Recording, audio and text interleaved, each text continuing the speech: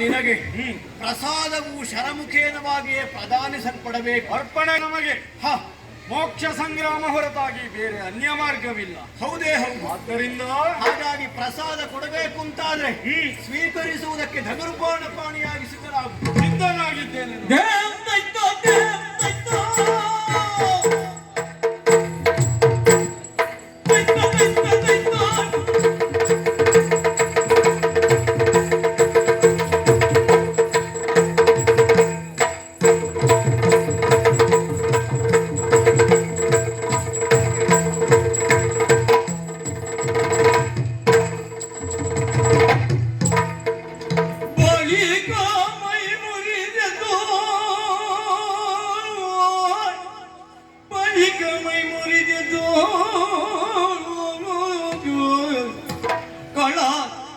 ಚಂದಿರನ ಕುವರನ ದೃಢ ಚಿತ್ತದಳು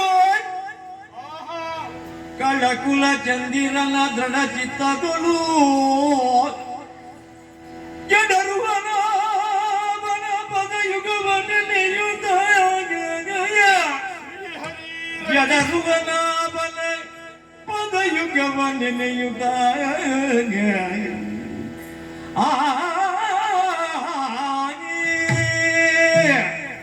ಪಾರಮಾರ್ಥಿಕವಾದ ಸತ್ಯವನ್ನ ಕಂಡುಕೊಳ್ಳಬೇಕು, ಆತ್ಯಾಂತಿಕವಾದ ಗುರಿಯನ್ನ ತಲುಪಬೇಕು ಎನ್ನುವುದಾಗಿ ಧಾವಿಸಿ ಬಂದೆ.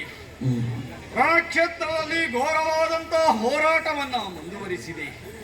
ನಾನು ಏನನ್ನ ನಿರೀಕ್ಷಿಸಿದ್ದೇನೋ ಅದೇ ಆಗಿ ಹೋಗುತ್ತಾ ಇದೆ.